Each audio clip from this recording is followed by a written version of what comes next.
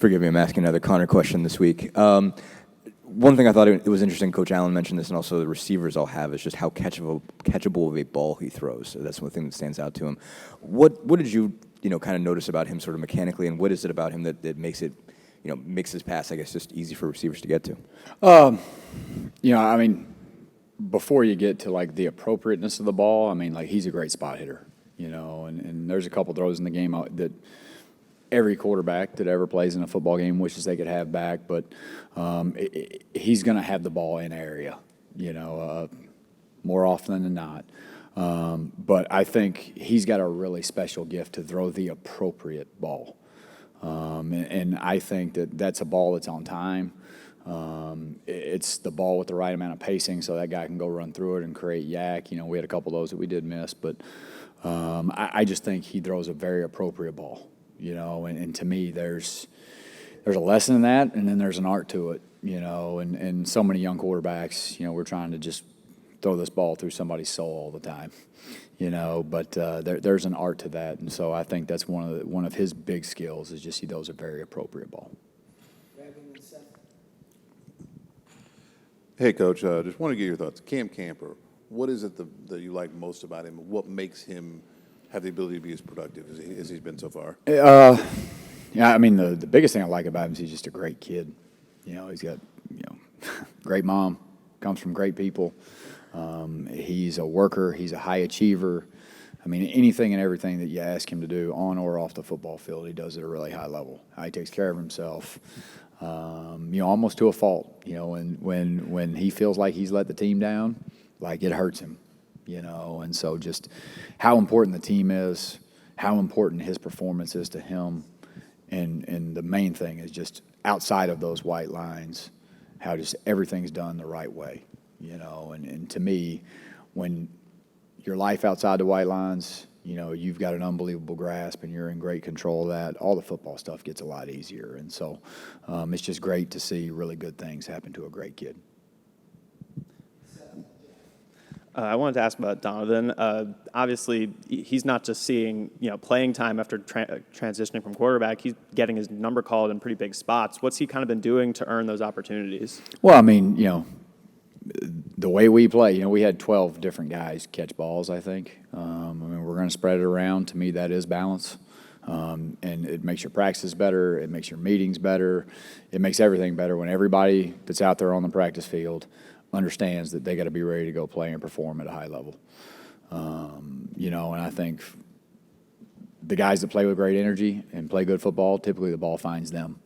And so I just think for Donovan, the biggest thing to me is just he's still really young at the position. He's still learning, and a lot of those skills at the receiver position, those are learned things. That's true craft, and he's behind there. But just every single day you see exponential growth, and him starting to really kind of understand how to, and on top of that, he's a larger framed guy, which now makes those levers a little bit longer, and so that technique becomes even more important. But every single day you see exponential growth in him. You see his skills get better, and he's just going to continue to grow and evolve and be a guy that we can use in a multitude of ways. Coach, obviously coming through with a lot of successful late-game drives, but maybe starting the game a little bit slower. What do you think you can point to that you'd say you're finding success late in the game that you think can improve at the start? Well, the ultimate truth of it is every single time we go out there, we try to score a touchdown. So there's obviously a lot more failures than just at the end. I think, like you just could take the last game, for instance. I thought that,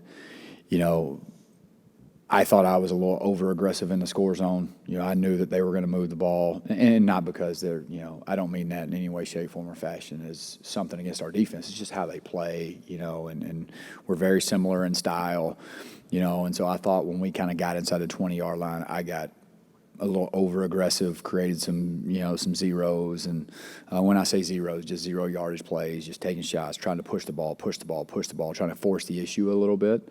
So I had just as much to do with that as anybody else. Now, is there some things that we got to clean up? There's some execution, yeah, absolutely. But just overall, like in the score zone, because we moved the ball pretty regular. I think we have 1 3 and out of 13 or 14 possessions. I mean, But we move the ball really regularly. It's just third downs, had some nuance issues. I think we finished 6 of 17. If we just do two really small things, we're 8 of 17, and we're right around 45%, which is where you want to be.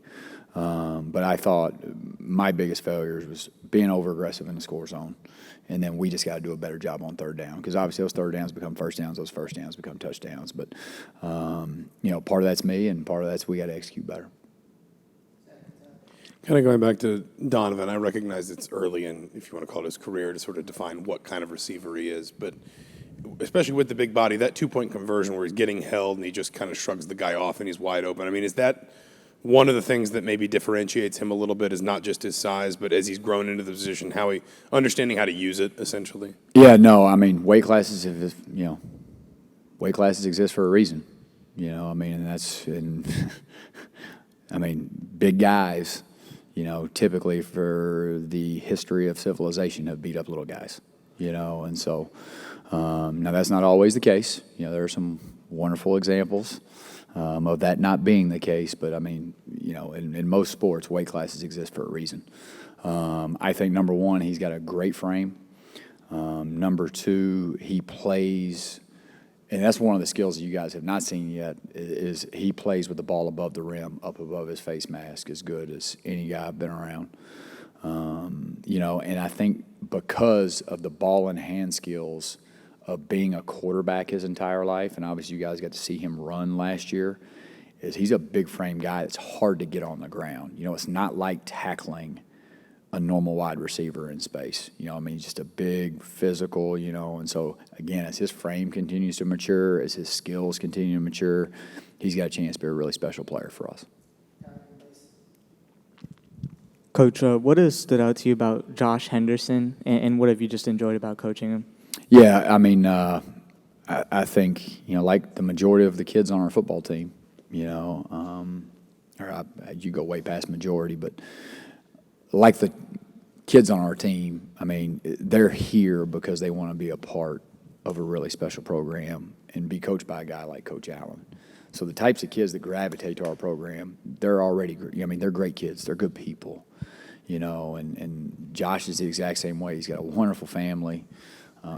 He's been through a lot. When he was at Carolina, they had, I think 3 NFL guys, and so he's waited his time. He was patient. He gets his opportunity, and he's just done a great job. He's solid. He's steady. He's a really special pass protector. Now, that doesn't mean he's without error, but he's a really conscientious pass protector, and he's really starting to learn how to finish runs, and to me, that's – when you put that package together between him and Sean, I think we've got a really special duo back there.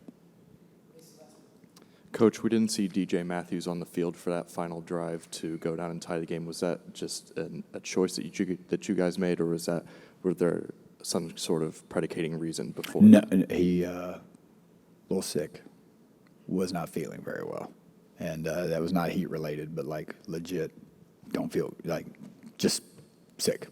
Okay, so we were having to, kind of use him sparingly. But he's fine. He's good. He just legitimately, because there's nobody who wants to be out there more than him. Y'all know that. But he was not feeling very well.